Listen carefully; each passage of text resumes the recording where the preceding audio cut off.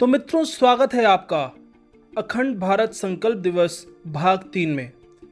हमने इससे पहले आपको बताया कि किस प्रकार भारत को बांटा गया। आज हम आपको भारत के विभाजन के कारण भी बताएंगे। अंग्रेजों के द्वारा भ्रम फैलाया गया कि भारत एक राष्ट्र कभी नहीं रहा, हमने इसे राष्ट्र बनाया है और बाहर से आए हैं, वे आक्रमणकारी हैं। भारत में मिली जुली संस्कृति है, ना कि हिंदू संस्कृति, गंगा जमुना संस्कृति। स्वाधीनता संग्राम में मुस्लिमों से शर्तों का लेन देन, पूरी मांगे होने पर तभी हम स्वाधीनता में सहयोग करेंगे।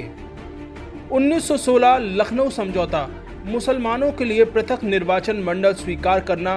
1918 खिलाफत आंदोलन, अंग्रेजों ने तुर्की में खलीफा को हटाया तो भारत के मुसलमानों ने आंदोलन किया।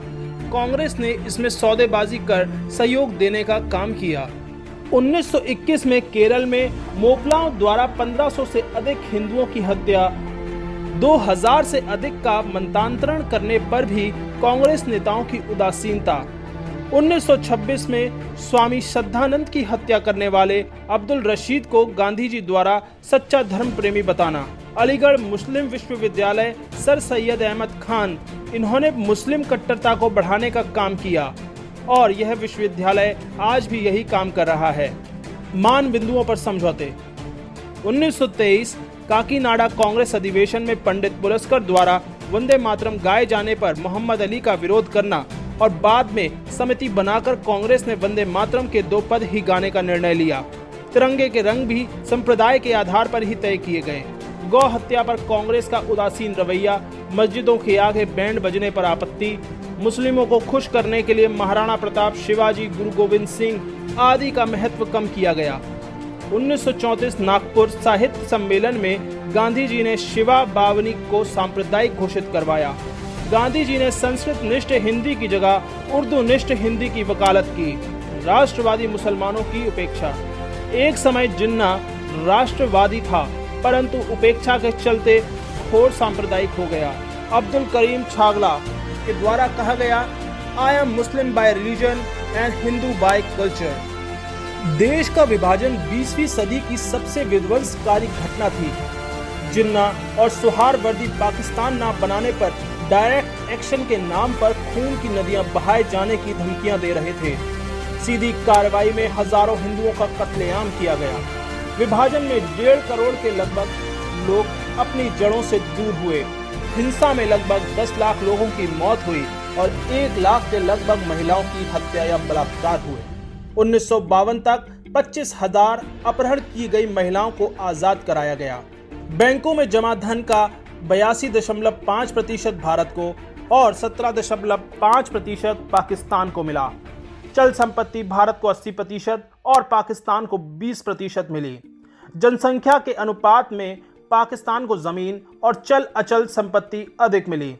टेबल, कुर्सी, बल्ब, झाड़ू, छतरी, पगड़ी, लाठी, rifle, ink pot, blotting paper, stationery जैसी हर चीज का बंटवारा हुआ। किसी पुस्तकालय में एक शब्दकोश मिला तो उसे भी फाड़कर 2 भाग कर दिए गए। वायसराय के पास 2 बग्गियां थीं, एक स्वर्ण जड़ित और एक चांदी से जड़ी हुई। ताज द्वारा भारत को स्वर्ण जड़ित बग्गी मिली। एक रत्न जड़ित सींग था, उसे तोड़ा नहीं जा सकता था। माउंटबेटन ने याद के रूप में उसे अपने पास रख लिया। पुलिस बैंड के वाद्य भी बनते गए। बांसुरी भारत को तो ड्रम और ट्रम्पेट पाकिस्तान को मिले। शराब कंपनियां भारत को, बदले में पाकिस्तान को मुआवजा मिला। और इन सब के साथ कड़वाहट, हिंसा, घुसपैठ, आतंकवाद पाकिस्तान की ओर से भारत को मिला, जो आज भी जारी है। तो दोस्तों, हम जानते हैं कि आपके मन में भी एक प्रश्न उठता होगा कि क्या विभाजन टल सकता था?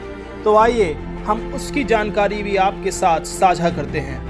मुस्लिम लीग की हठ धर्मिता और हिंसात्मक कार्रवाई के कारण विवश होकर कांग्रेस ने विभाजन स्वीकार कर लिया। यदि विभाजन स्वीकार न करते तो गृह युद्ध हो जाता। क्या देश की एकता व अखंडता के लिए गृह युद्ध नहीं किया जा सकता था? अमेरिका में अब्राहम लिंकन ने देश के विभाजन और गृह युद्ध में से गृह युद्ध को चुना और आज अमेरिका अखंडता के साथ खड़ा है।